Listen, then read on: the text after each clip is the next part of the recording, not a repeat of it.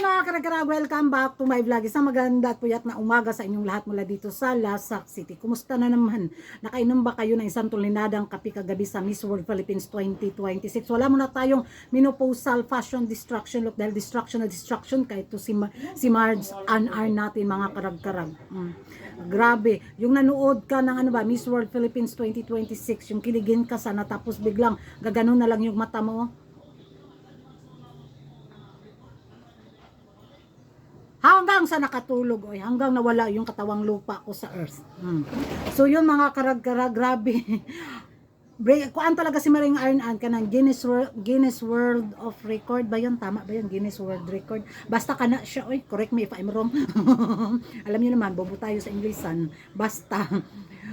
Grabe, anong oras na yun daw natapos? Alas 3. Kasi mga alas 12, wala na. Parang pinipilit ko na lang talaga yung katawang lupa ko na gumising ka kuragan para may pang content ka, para may pang chismis ka, para may pang vlog ka. Ganun talaga tapos mutiurok yun ang akong mata. Wajud. So yung mga karag-karag, congratulations sa nanalo Miss World Philippines 2026 na kung saan daming nang basa kanya, daming humanas, daming hindi makatanggap sa result. Ewan ko na lang kung ano yung magiging reaction yung mga karag-karag dahil hindi nyo daw deserve ang kuranda dahil may mas deserving daw na kandidata sa Miss World Philippines 2026. Wala. Pero magiging reaction ko lang naman mga karag-karag na makita ko yung nanalong sa Miss World Philippines 2026. Wapa man siya.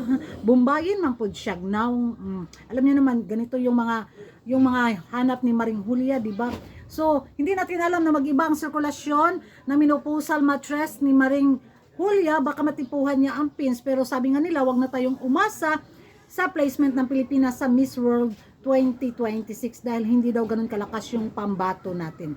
Lalo na sa kanyang naging performance na very weird daw yung kanyang pa-evening gown tapos yung sa swimsuit ay ambot lang. Parang hindi ko na yata yan naabutan sa sobrang antok ko kagabi mga karag-karag. Pero sa kanyang winning na sagot mga karag-karag, marami ding humanga. Isa daw to sa dahilan kung bakit siya pinili ni Mads Arnan ba.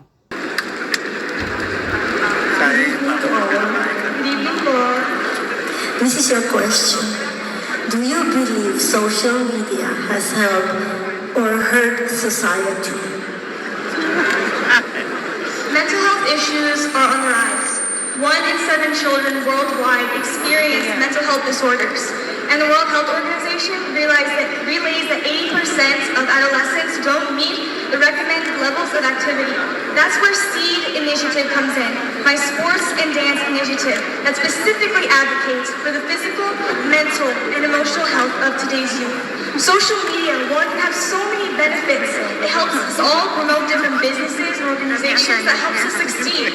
However, I think it has also been used as a crutch for our creativity, for our social skills. So let's use social media responsibly. Thank you.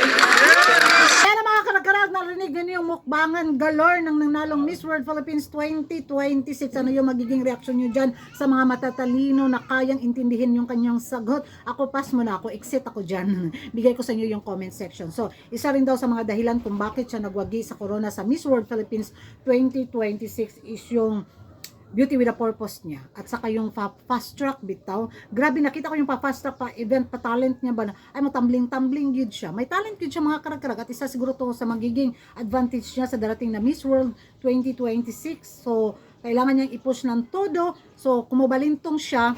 Baka ito yung hinahanap ni Maring Julia na kailangan niya ng mga pa-circus galore na mga pa-action. So, baka hindi natin alam yung kapalaran ng tao, 'di ba? Kaya suportahan na lang natin yung kandidata natin. I-bash Manila, wala na sila magawa. May winner na, 'di ba?